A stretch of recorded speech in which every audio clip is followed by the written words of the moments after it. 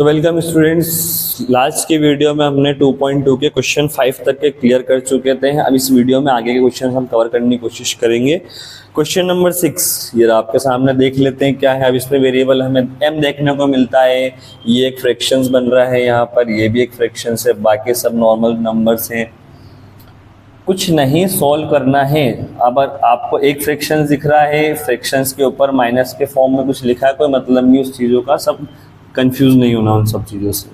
आगे बढ़ते हैं, हमारे पास दो फ्रैक्शंस दोनों साइड हो चुके हैं, बस इसको इसमें मल्टीप्लाई, इसको इसमें मल्टीप्लाई करते जाओ। 2 इंटू एम होता है 2m, 1 का मल्टीप्लाई इसमें करोगे तो वही सेम आना है।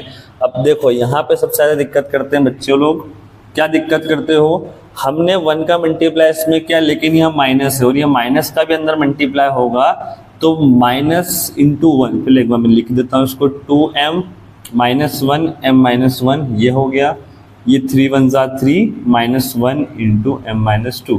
मैंने सिर्फ क्रॉस मल्टीप्लाई किया और कुछ नहीं किया। इनका आपस में हो जाएगा, ये पूरे के नीचे 2 आ गया, इनका आपस में हो जाएगा, ये पूरे के नीचे 3 आ गया।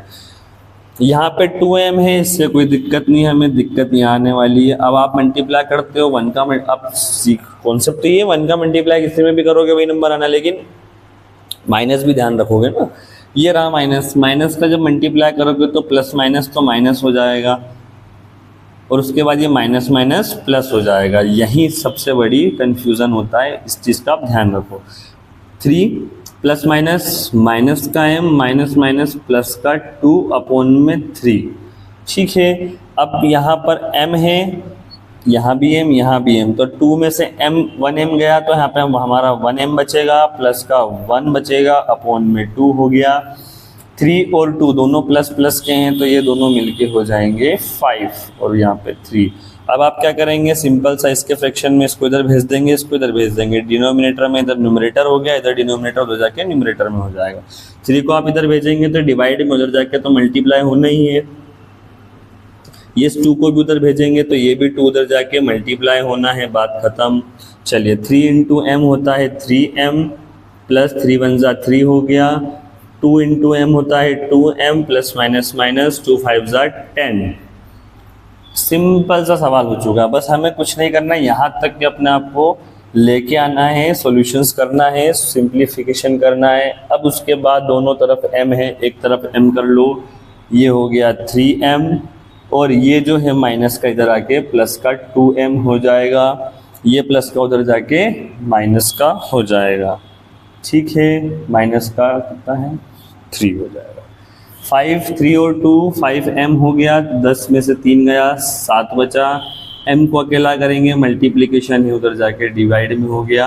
अब इसके आगे आप सॉल्व नहीं कर सकते हो और m अकेला हो चुका है तो हम कह सकते हैं ये आपका आंसर है। तो क्वेश्चन नंबर 6 के बाद हम बढ़ चुके हैं क्वेश्चन नंबर 7 की, और क्वेश्चन नंबर 7 तो बहुत ही ज़्यादा इजी है, आपको कुछ नहीं करना है, बस इस ब्रैकेट्स का ध्यान रखना है। मैं आपको पहले ही बता चुका हूँ, ब्रैकेट्स कुछ नहीं है, बस मल्टीप्लिकेशन करना है। 3 इंटू 5 3 इंटू टी तो हो जाएगा 3t, 3 3 जार 9 माइनस का माइनस। आगे बढ़ते हैं, 5 2 जार 10, t का t, 5 1 जा 5। सिंपल हो चुका है, वेरिएबल्स नॉन वेरिएबल्स दोनों साइड है, वेरिएबल्स को एक तरफ कर दो, नॉन वेरिएबल्स को एक तरफ कर दो। तराजू, सिंपल तराजू, सब्जी लेने जाते हो तराजू देखा है ना, ये तराजू होता है एक, इस तरफ वो भाई साहब वजन रखते हैं 1 किलो 2 किलो, और इस तरफ आप जो भी आपका आइटम हो, सब्जी हो, आलू हो, जो भी आप लेने जाते हो, तो तराजू जैसा इसको समझिए, बीच में इक्वल का साइन होता है। यहाँ पे आप देखते हैं जो भी वजन होता है उसके इक्वल में होना चाहिए, तब चीज़ें आप खरीद लेते हैं। सेम एज इट इज़ हम यहाँ पे समझ लेते हैं, वेरिएबल लेने गए हैं और वेरिएबल हमें एक तरफ करना है, बात खत्म। चलिए 3t ये प्लस का इधर आके हो जाएगा माइनस का, ये माइनस का उधर जाके हो जाएगा प्लस का, ठीक है। 3t 10 में से 3 गया हो जाएगा 7t प्लस माइनस, माइनस होता है 10 में से 3 गया 7 बचना, बड़ी संख्या माइनस की तो आपको माइनस लिखना पड़ेगा। चलिए 9 और 5 होते हैं 14, यानी 14 हो जाएंगे आपके। t के साथ जो भी मल्टीप्लाई में उसको उधर आप भेजेंगे तो ये हो जाएगा डिवाइड में, 7 1 जा 7, 7 2 जा 14। एक चीज़ और ध्यान रखना, आप बोलेंगे कुछ बच्चे कि सर यहाँ पे जो 2 है वो पॉजिटिव है लेकिन माइनस का 1 नेगेटिव है, तो अब इस कंडीशन में आप क्या करें, तो सबसे पहले आप समझिए दो चीज़ होती है आपके पास, एक न्यूमरेटर एक डिनोमिनेटर। अगर न्यूमरेटर में माइनस है या फिर डिनोमिनेटर में माइनस है तो इसका सिंपल सा मतलब वो पूरी ही फ्रैक्शंस का ही माइनस होगा।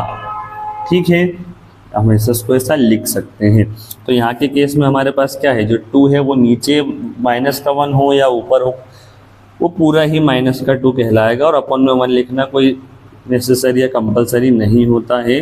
तो ये हो गया आपका t is equal to minus का 2, यही आपका आंसर है जी। क्वेश्चन नंबर 7 कंप्लीट हो चुका है। क्वेश्चन नंबर 8 आ गया है। क्वेश्चन नंबर 8 थोड़ा सा दिखने में लंबा है लेकिन इतना कुछ इसमें है नहीं, सारी वेरिएबल्स और नॉन वेरिएबल्स सब कुछ एक तरफ कर दिया भाई साहब ने और आज इस तरफ आपको सिर्फ 0 छोड़ दिया है, कुछ नहीं है यहाँ पे। ऐसा भी लिखोगे तो फर्क नहीं पड़ना, इसलिए हम लिख देते हैं कि भैया कुछ है ही नहीं, आगे 0 हो गया।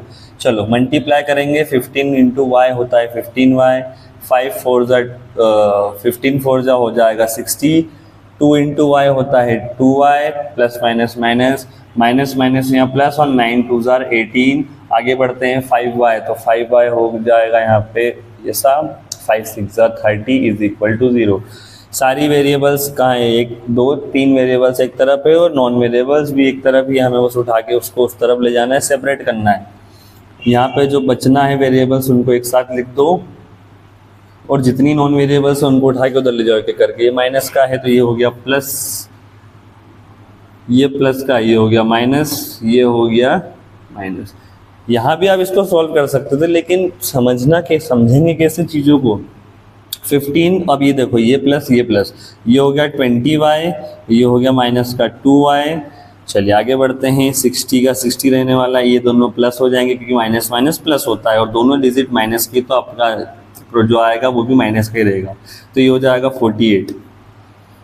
20 में से 2 गया, माइनस हो रहा है, साफ साफ दिख रहा है माइनस है, तो 20 में से 2 गया 18y हो जाएगा। 60 में से 48 गया तो ये 12 हो जाएगा। y के साथ 18 है, मल्टीप्लाई में है, उधर जाके डिवाइड में हो जाएगा।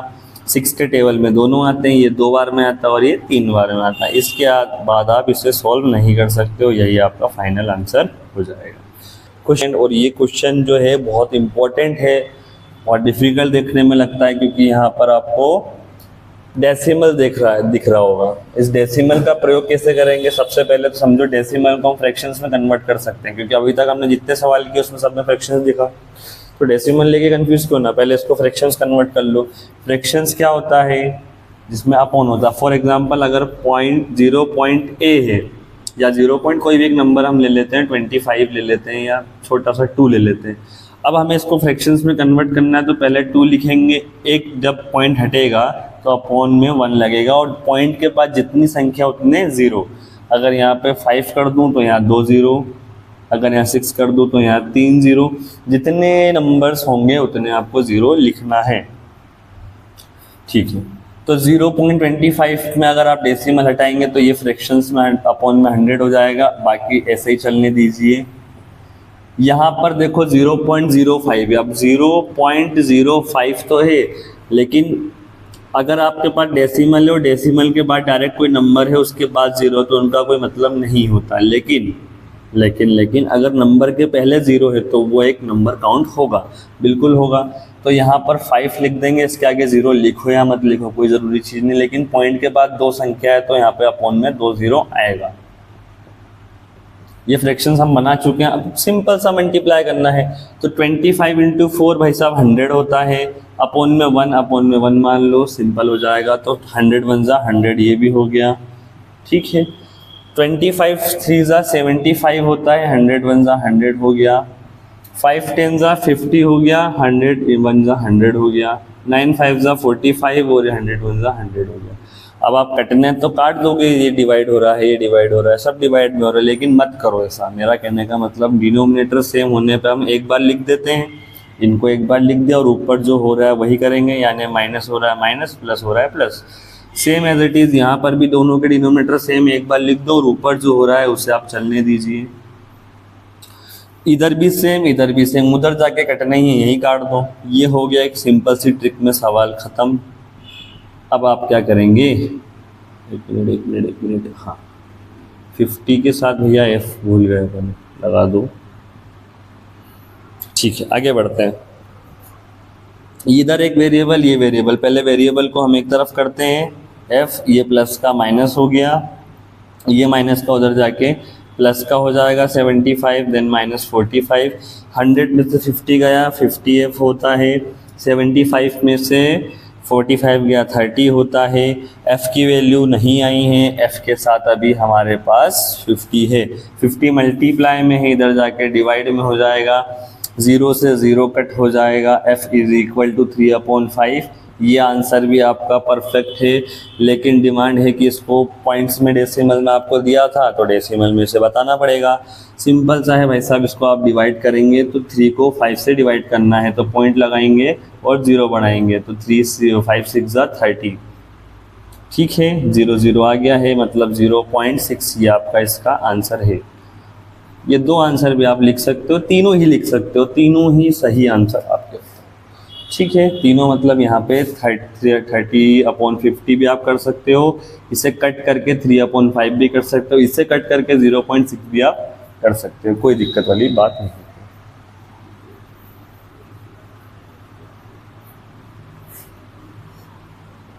ये चीज़ वापस देख लीजिए, f इज इक्वल टू 30/50, ये भी आपका आंसर सही है, f इज इक्वल टू 3/5, ये भी आपका आंसर सही है, f इज इक्वल टू इसको कट करने पे 0.6 आएगा, ये भी आपका आंसर सही है।